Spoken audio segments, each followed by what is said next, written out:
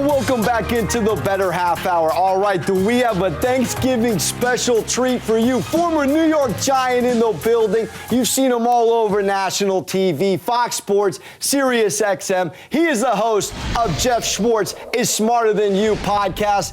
Geoff back in the building on MSG. Great to be with you, my friend. Thanks for having me. Glad to be here. Glad to talk a little Thanksgiving Turkey Day football. Let's do it. All right, let's start with, have you played on Thanksgiving? And if you haven't, what's the biggest takeaway from players about playing on, of course, a holiday that's centered around football? I have not played on Thanksgiving, though I have played a Friday game after Thanksgiving in college. And I would say Thursday, it's like any other Thursday game, right? You're happy to get it over with.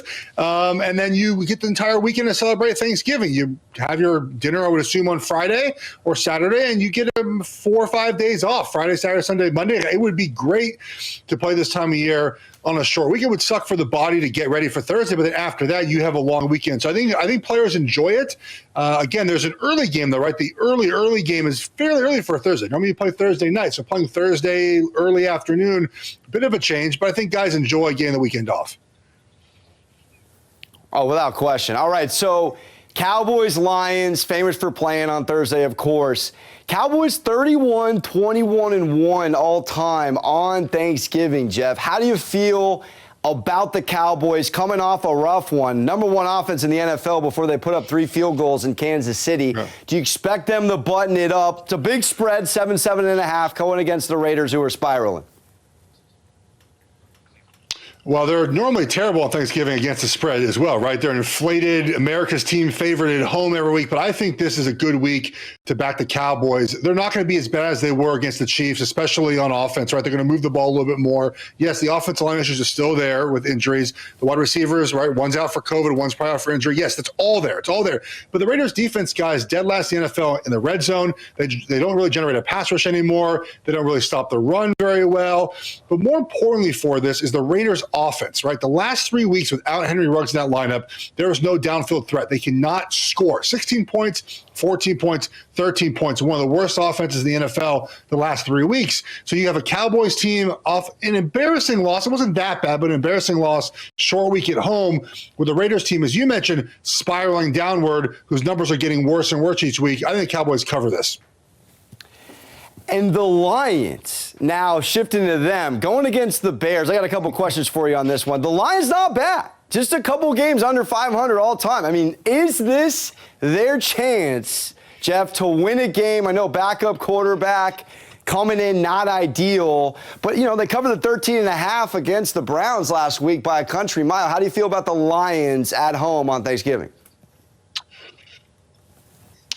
Well, if you're choosing to wager on this game, congratulations to you. I would take the Lions here because the Bears are just awful, right? They've lost 5 in a row now, negative 67-point differential over those 5 games. They turn the ball over. They don't get any turnovers. And look, the Lions are not good, but they play hard for Dan Campbell, which is very important. And quarterback's obviously a mess. You have to hope that Goff comes back, as Tim Boyle or whoever else that they're going to throw out there is not Jared Goff. Just can't move the ball. But they run the ball well enough. And the Bears defense, no Khalil Mack, short week. There's fired Nagy chance happening. There's reports that he's already out. I think the Lions are in a better spot here. And when you play on a bad team, you can sense the games that you can win. And I feel like the Lions know this is an opportunity for them to win their first and maybe only game of the year. And kind of on the not playing hard for your coach, because Campbell is getting a lot out of his players despite the winless year thus far. What is this like for a Bears locker room where they're even saying, to you, as you just alluded to, they're got Nagy out the door here? How do you feel if you were in that locker room? They're going to show up or not show up, just from a gambling perspective? Is this a stay away? And then also, have you ever been in a situation where a coach is leaving, it's the last time that locker room is going to be with them? So in 2010, I was on the 2-14 Panthers, and we were not very good. And John Fox, though, let us know about week 6 or 7. He goes, look, guys, I'm not coming back, but you guys need to keep playing hard. You need to play for yourself. You need to play for the teammates around you. You need to put out good film. And so we were all in agreement and understanding about what's happening around us. He never lost the team. We weren't very good, but we played hard. We played physical. We tried to win each week, right? Like the Bears, I don't think are, Nagy's still fighting for his job, still trying to win. There's some ups and downs. You just can't lose at home to a Baltimore Ravens team that has like 25 guys out, including their quarterback. And it shows you John Harbaugh, right, dealt with a lot of injuries this year. Team is plowing forward. Matt Nagy, some adversity, and the team is cratering fast. So that kind of shows you right there the difference in what a good coach can do for your team and what maybe an average to bad coach can do to a losing team in Matt Nagy. And let's shift to the third game of Thanksgiving. Bills on the road at the Saints. Saints looked phenomenal against the Bucs a couple of weeks ago. They've dropped a couple straight here. Bills are interesting, though, Geoff. I mean, they have the number one largest margin of victory in the NFL. When they win, they got creamed by the Colts. Sharps were on +7. How do you feel about the Colts off the loss against them, coming in against the Saints, who are also off a couple rough losses here on Thanksgiving?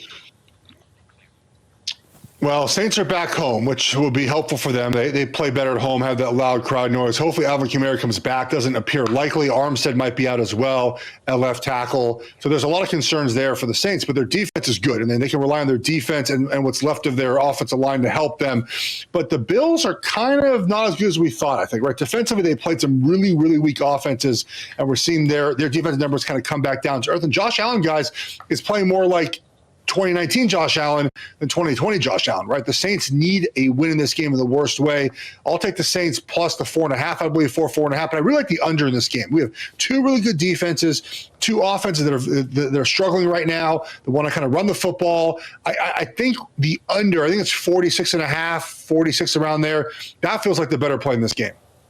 I love that, laying down the knowledge. All right, and on that note, is that your favorite play for Thanksgiving of the three games, or do you have a lock for me even more than the Bills-Saints under?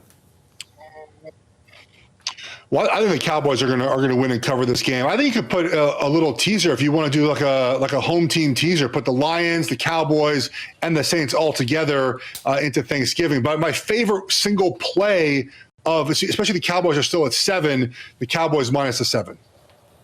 I love it, Geoff Schwartz. Crushing it as always. Thank you for joining us. Enjoy your Thanksgiving. Cannot appreciate you more.